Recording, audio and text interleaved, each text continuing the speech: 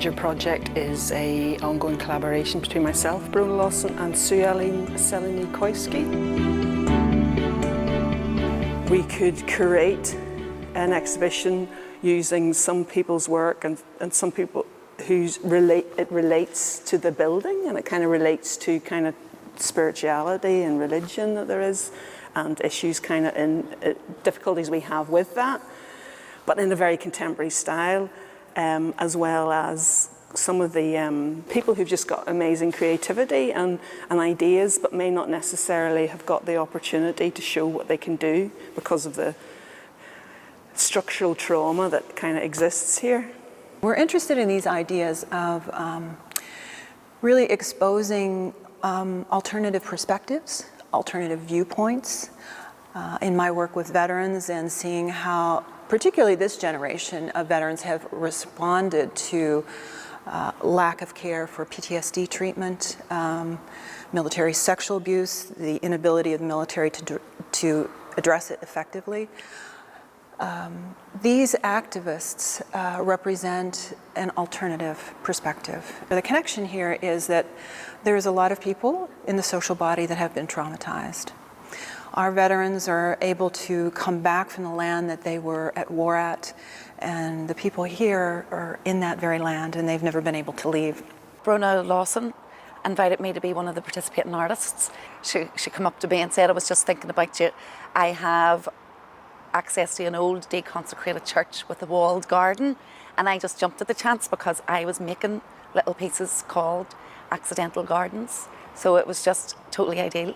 Because I work from childhood memories, I started to think of what my landscape was as a child, so I started to make little tiny child-size barbed wire fences. When I tried to think of what my landscape was as a child, that's the first thing that came into my head, and it's just a very strong memory.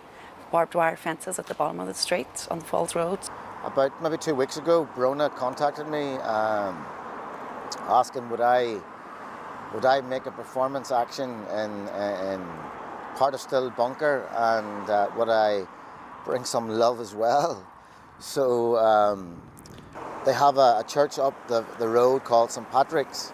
Without thinking, I said, right, that's it. I'm going to link and connect St. Patrick's Church of Ireland on the Upper Nittenards Road down to St. Martin's Church of Ireland on the Nittenards Road. What I was going to do, I don't know, until I met the Church of Ireland minister John Cunningham. He told me the story of the Old Testament of Noah and the Ark, and he was saying, Noah was saying to God, when will we know that the waters are going to end? We need a sign, and the sign was a rainbow.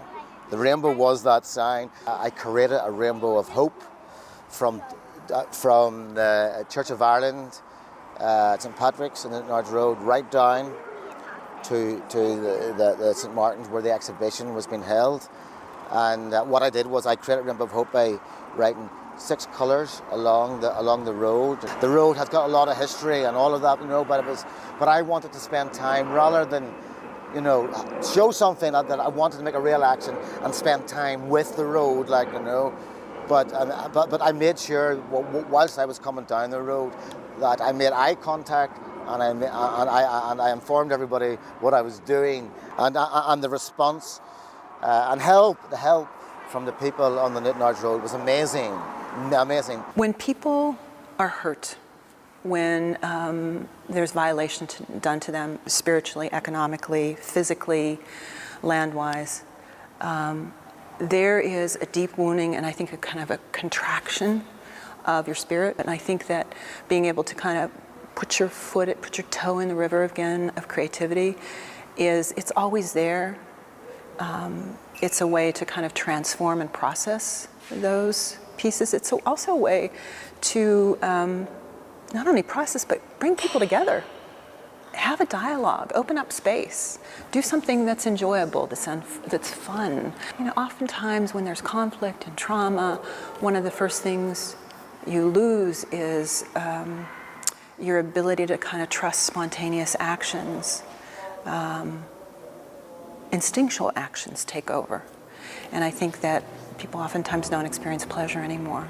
depression, anxiety. So I think art's just making art, the sensory experience of making art and the sensory experience of people making art together. I think those are incredibly healing.